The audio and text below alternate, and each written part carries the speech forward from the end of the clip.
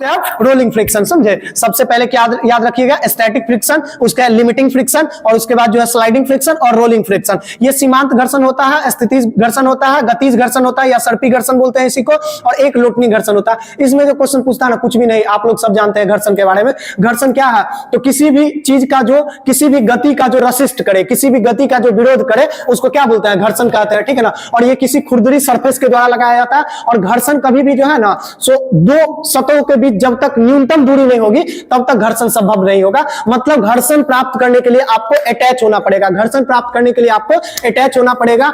और घर्षण में ऊर्जा का ह्रास होता है, घर्षण में ऊर्जा का ह्रास होता है, घर्षण में ऊर्जा का ह्रास होता है। अब बताइएगा सबसे कम जो है ऊर्जा का ह्रास किस घर्षण में होगा, किसमें, लोटनी, लोटनी की दोलनी, जिसको रोलिंग बोलते हैं, रोलिंग फ्रिक्शन में, समझे। सबसे ज्यादा जो ऊर्जा का कम ह्रास होगा वो किसमें होगा, तो रोलिंग में। यानी कि सबसे कम जो घर्षण लगेगा, सबसे कम जो घर्षण लगेगा ना, वो किसमें लगेगा, रोलिंग में, रोलिंग में। यानी कि किसी भी सतह को मान लीजिए, जैसे ये सतह है, ठीक है ना, ये दो सतह है, दोनों सतह को चिपका दिए और दोनों को ऐसे स्लाइड कर रहा है, सबसे ज्यादा घर्षण लगेगा, क्योंकि सबसे ज्यादा एरिया कवर कर रहा है। जितना एरिया कवर करेगा, कॉन्टैक्ट एरिया जितना बढ़ेगा ना, घर्षण उतना बढ़ते चला जाएगा। कॉन्टैक्ट एरिया जितना घटेगा, घर्षण उतना छोटा होते चला जाएगा। इसी मोबाइल को मान लीजिए कि फोल्ड कर देते, इस मोबाइल को मान लीजिए कि ऐसे करके ऐसे फोल्ड कर दिए, ठीक है ना।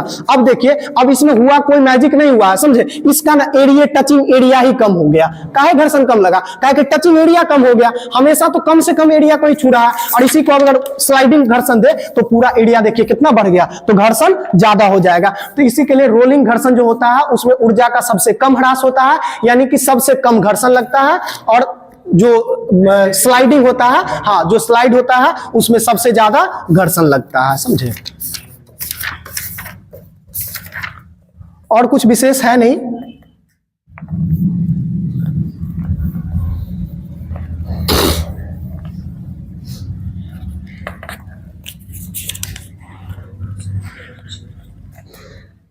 घर्षण को कम करने के लिए देखिए किस चीज का प्रयोग किया जाता है, लुब्रिकेंट का, ठीक है ना। घर्षण को कम करने के लिए किस चीज का प्रयोग किया जाता है, लुब्रिकेंट, जिसको हिंदी में क्या बोलते हैं, स्नेहक, समझे। स्नेहक, स्नेहक जो है ना तीनों अवस्था में हो सकती है, ठोस भी हो सकता है, समझे, उसका द्रव भी हो सकता है, और अर्ध ठोस भी हो सकता है। गैस नहीं होता, अर्ध ठोस भी हो सकता है, समझे। तो ठोस स्नेहक का क्या एग्जाम्पल है, तो ये पेंसिल जो हम लोग लिखते हैं ना, इसको कभी देखिएगा, इसका भुरभुरा बना लीजिएगा। पेंसिल को क्या कीजिएगा, मतलब उसको पूरा, उसका जो बूट वाला एरिया रहता है, लकड़ी वाला, उसको हटा दीजिएगा, और जिससे लिखते हैं उसको क्या कीजिएगा, थूर दीजिएगा, समझे। उसका पाउडर बना लीजिएगा, और उस पाउडर को रख करके उस पे उंगली देखिएगा चला करके, एकदम लगेगा कि एकदम मस्त स्लाइड हो रहा है, समझे। एकदम बहुत अच्छा स्लाइड होते रहता है। तो उसमें क्या हो जाता है, फ्रिक्शन को कम कर देता है, वो स्नेहक है। तो उसका भी प्रयोग किया जाता है बहुत सारे मशीन में, जो भारी भारी उद्योग होते हैं वहां पे उसका प्रयोग किया जाता है।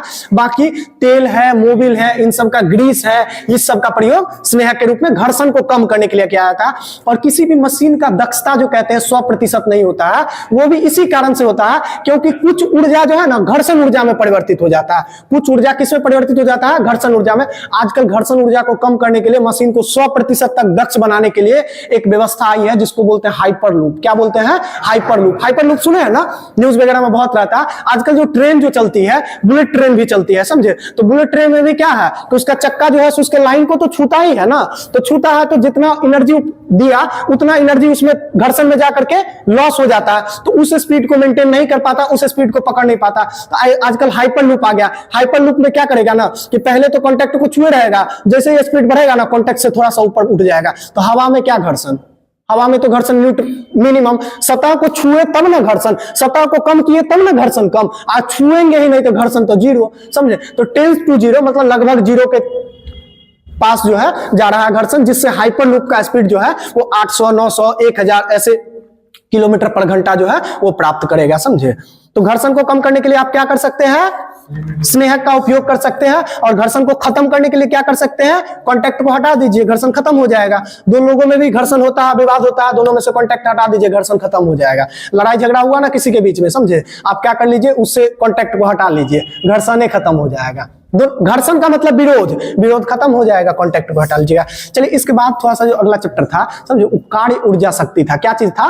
कार्य ऊर्जा शक्ति। समझे, इसको वर्क पावर एनर्जी बोलते हैं। बहुत इंपॉर्टेंट चैप्टर है। समझे, वर्क पावर एनर्जी जो है बहुत इंपॉर्टेंट चैप्टर है। ये सब वर्क पावर एनर्जी ये सब क्या है? फिजिकल चीज है कि किसी चीज का टेंडेंसी है, किसी चीज का गुण है? ये बताइए। टेंडेंसी है, गुण है। फिजिकल चीज कहाँ है? फिजिकल चीज कहाँ है? ये सब जो है ना गुण है। क्या है? गुण है। वर्क है, पावर है, एनर्जी है, ये सब क्या है? गुण है। सबसे पहले जो इसमें वर्क है समझे, कार्य, ये कार्य क्या होता है? कार्य क्या होता है? कार्य करने की क्षमता को, काम करने की दशा। समझे, देखिए अगर इतना अगर झमेला है ना तो कम से कम, हाँ कम से कम जो है ना किसी भी चीज का, हम फिजिक्स में, केमिस्ट्री में, फिजिक्स में खास करके अगर किसी भी चीज का आपको सटीक पकड़ में नहीं आ रहा है ना तो आप याद कीजिए कि क्या इसका कोई फार्मूला भी होता है क्या? अगर कोई फार्मूला भी हमको याद है तो आपको याद आएगा कि हाँ W बराबर FS cos थीटा, ये तो है। तो W क्या है? यही तो वर्क है, यही तो वर्क है। समझे, और F क्या है? फोर्स है। और S क्या है? विस्थापन है या स्थिति है? विस्थापन या स्थिति है। समझे, और यही जो है cos थीटा के साथ जब मल्टीप्लाई हो जाता है, यानी जितना थीटा होगा उसके हिसाब से रिजल्ट मिलेगा आपको। यानी कि अगर थीटा कभी 90 कर दीजिएगा तो क्या रिजल्ट मिलेगा? 0।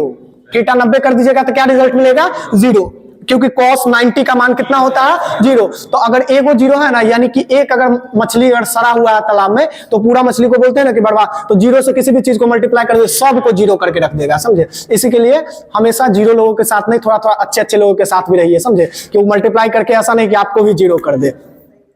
तो FS cos थीटा, तो F क्या है? वर्क है। स्थिति क्या है?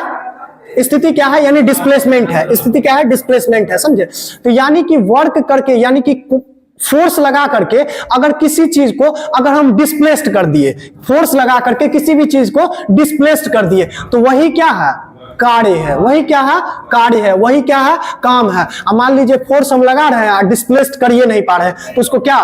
0 वर्क। हम कहेंगे कि कोई काम ही नहीं हुआ। मान लीजिए कि हम माथा पे जो है ना 2 किलो टेंशन उठा करके है कि मेरा एग्जाम नहीं निकलेगा, हमारा पढ़ाई नहीं होगा, कैसे होगा?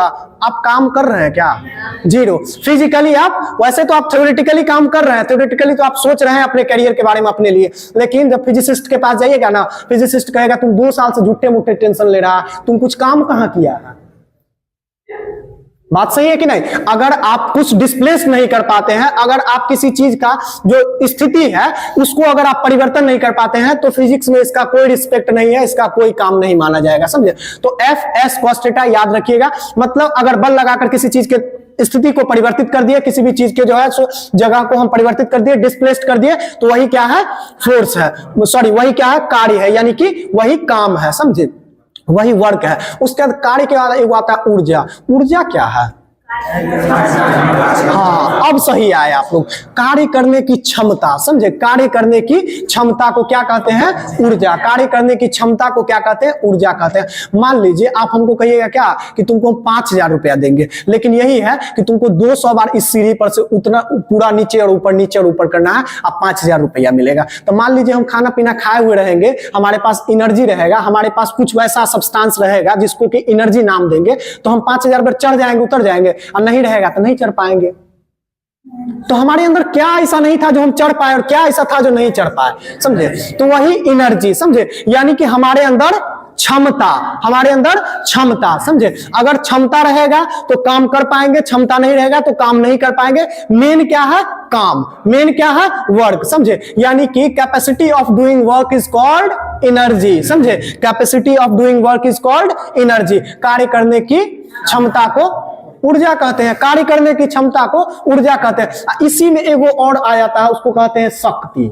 क्या बोलते हैं? शक्ति।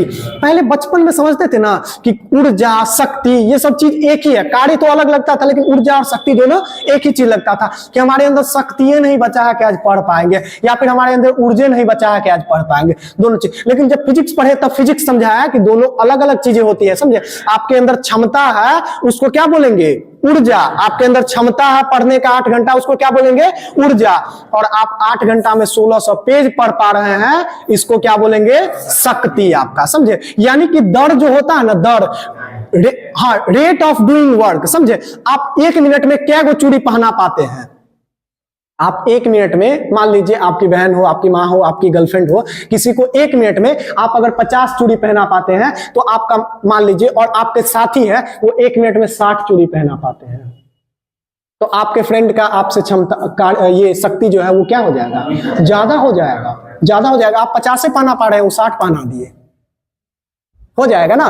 तो मतलब क्या है, ये दर है, क्या है, दर है, रेशियो है, समझे, क्या है, रेशियो है। मतलब किसी भी काम करने का दर क्या है ना, किसी भी काम करने का आपका स्पीड क्या है, वही आपका क्या दिखाता है, शक्ति दिखाता है। और आप काम कर भी पाएंगे कि नहीं कर पाएंगे, ये क्या दिखाता है, आपके ऊर्जा को दिखाता है। आप काम कर पाएंगे या नहीं कर पाएंगे, इसको क्या दिखाता है, ऊर्जा दिखाता है, समझे।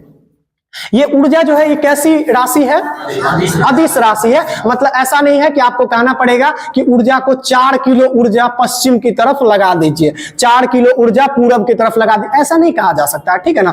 ऊर्जा मतलब ऊर्जा, आपके पास इतना कैलोरी है मतलब है, इस मशीन के पास इतना कैलोरी का ऊर्जा है मतलब है, समझे। लेकिन उसमें डायरेक्शन का बात नहीं होगा, तो उसमें सिर्फ मैग्नीट्यूड की बात होगी, सिर्फ मतलब उसका जो माप होगा, सिर्फ माप का बात होगा, तो कैसा राशि हो जाएगा, अदिश राशि। उसके बाद कार्य जो है ये कैसा राशि है, ये भी अदिश राशि है। ऐसा तो नहीं कहेंगे कि 4 किलोमीटर पूरब की तरफ हम कार्य किए हैं, नहीं कह सकते हैं। 4 किलोमीटर पूरब की तरफ कार्य किए हैं, 4 किलोमीटर पश्चिम की तरफ नहीं कह सकते हैं, समझे। तो ये भी क्या है, तो ये भी अदिश राशि है। इसके बाद आ जाता है शक्ति। शक्ति कैसी राशि है, शक्ति अदिश राशि है। ऐसा थोड़े कहिएगा कि उस हेलीकॉप्टर का शक्ति 40 किलोमीटर पूरब की तरफ है, नहीं कह सकते ना, नहीं कह सकते। तो ये भी कैसी राशि है, अदिश राशि। कार्य, ऊर्जा, शक्ति तीनों क्या है, अदिश राशि है। मतलब तीनों का अपना माप होगा, लेकिन तीनों का अपना दिशा नहीं होगा, समझे। उसके बाद देखिए द्रव्यमान ऊर्जा समीकरण। एक बहुत ही अच्छे वैज्ञानिक थे जिनका नाम क्या है, आइंस्टाइन, समझे। आइंस्टाइन के द्वारा जो है ना द्रव्यमान ऊर्जा नियम दिया गया, क्या दिया गया, नियम या फिर संबंध दिया गया, द्रव्यमान और ऊर्जा संबंध दिया गया। उनके द्वारा बताया गया कि दुनिया में जितना भी द्रव्यमान है ना, दुनिया में जितना भी द्रव्यमान है, उन सभी द्रव्यमानों को आप ऊर्जा के रूप में कन्वर्ट कर सकते हैं, और उस ऊर्जा का एक मतलब रिलेशन दे दिए, और उस रिलेशन से ना आप उसका परिमाप निकाल सकते हैं कि कितना, अगर हमारे पास 1 किलो चीनी है तो इससे हम कितना ऊर्जा निकाल सकते हैं। अगर हमारे पास 1 किलो चीनी है तो इससे हम कितना ऊर्जा निकाल सकते हैं। तो उसके लिए एक फॉर्मूला दे दिए, बोले क्या कि ऐसा कीजिए, ई जो है ना वो हमेशा होगा mc² का। ई जो होगा वो क्या होगा, हमेशा mc² का, समझे। तो m कितना है हमारे पास, 1 किलो चीनी है। c कितना है, c क्या है, तो c जो है ना, बोले क्या कि प्रकाश का जो वेग है, प्रकाश का जो वेग है उससे आप मल्टीप्लाई कर दीजिए, उसको स्क्वायर करके, क्या कर दीजिए, उससे मल्टीप्लाई कर दीजिए, उससे स्क्वायर करके, समझे। तो E बराबर m यानी मास, C यानी प्रकाश का चाल का स्क्वायर, समझे। यही एक संबंध दिए थे कि E बराबर mc²। वो बोले थे कि दुनिया का जितना भी मास है उसको आप एनर्जी में कन्वर्ट कर सकते हैं, समझे। और इसी चीज के लिए उनको नोबेल प्राइज मिला था ना, मिला था ना 1921 में। अरे गलत है जी, 1921 में उनको इस चीज के लिए नहीं मिला था, उनको जो है ना E बराबर mc² के लिए नहीं, बल्कि फोटो इलेक्ट्रिक इफेक्ट जो है ना खोजे थे उसके लिए मिला था। कभी क्वेश्चन में आ जाएगा कि आइंस्टाइन को नोबेल प्राइज दिया गया तो E बराबर सापेक्षता का सिद्धांत जिसको बोलते हैं, अपेक्षता का सिद्धांत, इसके लिए तो नहीं। अपेक्षता का सिद्धांत और सापेक्षता का सिद्धांत के लिए नहीं दिया गया, बल्कि उनको किस चीज के लिए दिया गया था, प्रकाश विद्युत प्रभाव जो खोजे थे कि प्रकाश से आप विद्युत का भी निर्माण कर सकते हैं, उसके लिए उनको फोटो इलेक्ट्रिक इफेक्ट के लिए उनको मिला था क्या चीज, नोबेल प्राइज 1921 में। इसके बाद देखिए ऊर्जा को जो है ना 2 भाग में डिवाइड कर दिया। ऊर्जा को कितना भाग में, 2 भाग में डिवाइड कर दिया। कौन कौन सा, तो बोल दिया कि एक है गतिज ऊर्जा, एक है स्थितिज ऊर्जा, समझे।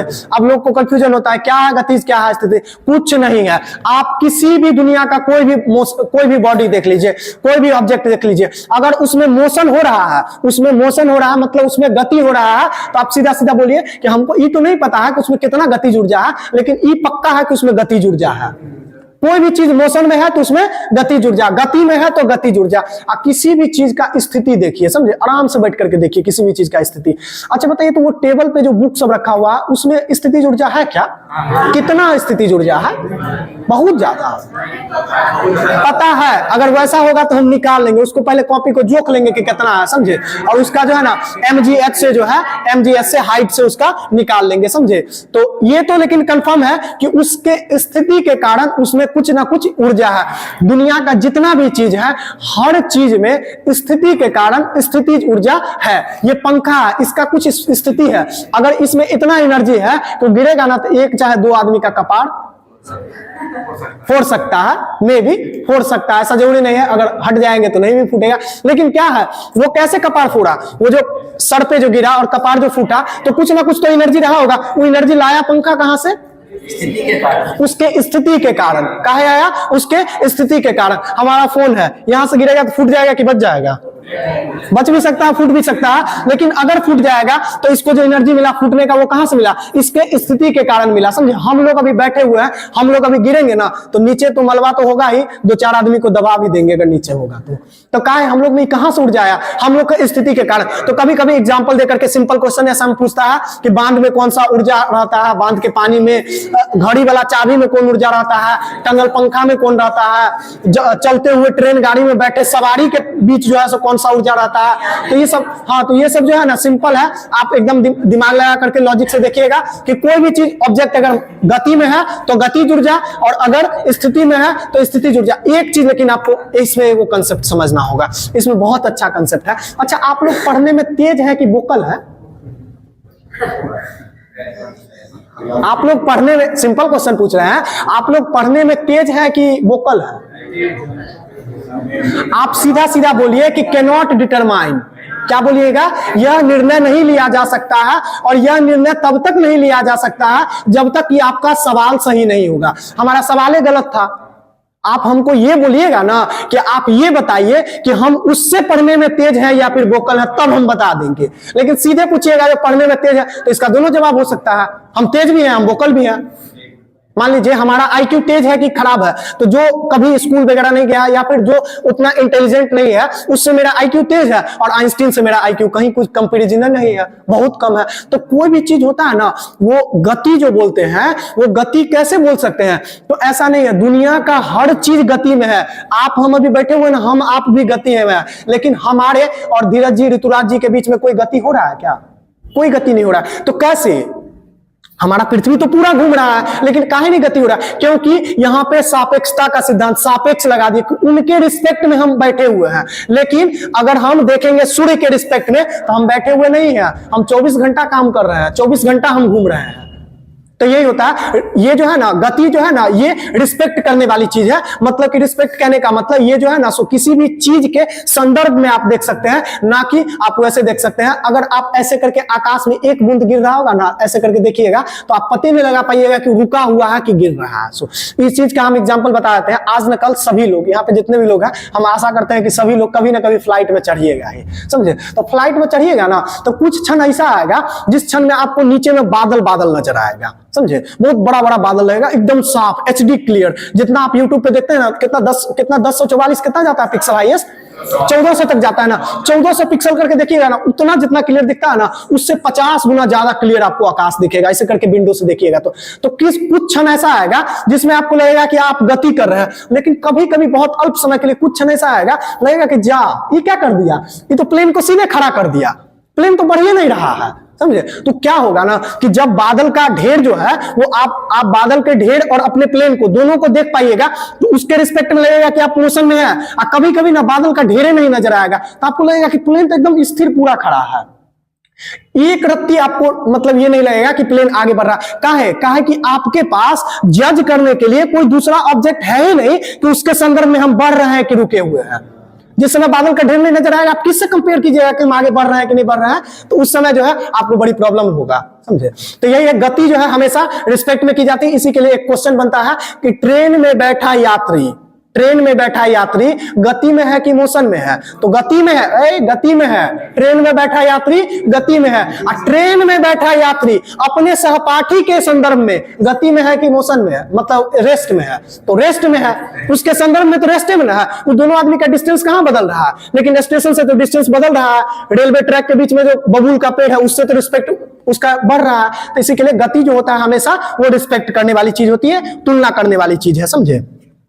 देखिए, गतिज ऊर्जा और स्थितिज ऊर्जा दोनों के जोड़ को क्या बोलते हैं? यांत्रिक ऊर्जा, मैकेनिकल ऊर्जा। और जितना भी आप मशीनरी में देख रहे हैं, जितना भी ऊर्जा है वो कौन सा है? तो गति और स्थिति दोनों को मिला करके ऊर्जा निकाला जाता है और फिर उससे काम लिया जाता है। और वो सारा ऊर्जा कौन सा है? तो मैकेनिकल एनर्जी है, जिसको मैकेनिकल एनर्जी, जिसको हिंदी में यांत्रिक ऊर्जा कहते हैं। अब देखिए गतिज ऊर्जा होगा कितना, इसका अगर आप एग्जैक्ट वैल्यू चाहते हैं तो उसके लिए भी फॉर्मूला दिया गया है।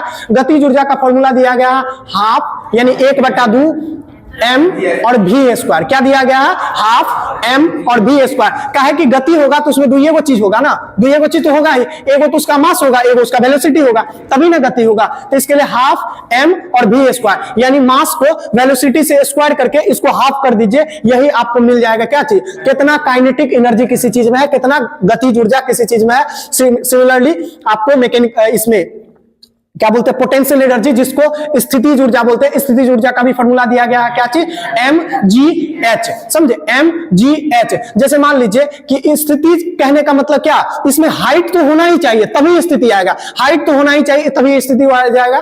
तो m क्या है, मास है, g क्या है, ग्रेविटी है, क्या है, ग्रेविटी है, ग्रेविटेशन नहीं ग्रेविटी। क्या है कि mgh हम कहां भी निकाल सकते हैं, चांद पे भी जाकर निकाल सकते हैं, समझे, सूरज पे भी जाकर निकाल सकते हैं। तो सिर्फ ग्रेविटेशन नहीं, ग्रेविटी, समझे, mg और h। g का वैल्यू हर जगह बदलते रहता है, समझे, g का वैल्यू हमेशा क्या होगा, तो वो बदलते रहता है। हम लोग का जो पृथ्वी है बहुत सारा कैलकुलेशन करके, बहुत सारा गणना करके हम लोग को बता दिया गया है कि हम लोग का पृथ्वी का जो g है यानी जो स्मॉल g का जो वैल्यू है वो कितना है, 9.8 मीटर पर सेकेंड स्क्वायर। क्या है, मीटर पर सेकेंड स्क्वायर, ठीक है ना, वो बता दिया गया है। वो पृथ्वी के बाद जब आगे आप बढ़िएगा तो हर जगह के लिए बदलते जाता है। इसी पे आपका कुछ क्वेश्चन है, समझे, इस क्वेश्चन को आप करके देखिएगा, बहुत इजीली हो जाएगा, कहीं से कोई प्रॉब्लम नहीं है। बस वही है कि आपको मतलब चीजें समझ में आनी चाहिए, एप्टीट्यूड आपका मस्त होना चाहिए, मतलब भाषा क्या कर रहा है उस भाषा से डाटा निकाल लीजिएगा। यही mgh और हाफ mv स्क्वायर और उसके बाद w बराबर fs cos थीटा, इतना ही पे तीनों पे आपका काम चल जाता है। क्या हुआ, हाँ दोनों का कंबाइंड है, और जिस समय मैकेनिकल कह देगा तो दोनों को जोड़ दीजिएगा। फिजिक्स रहने दे, क्या हुआ, फिजिक्स रहने दे, अब फिजिक्स रहने देते हैं, बायोलॉजी अब करवा देते हैं क्या। 5:04 हुआ है। अच्छा अभी आप लोगों को कहीं जाना भी रहता है क्या, क्या कर दे।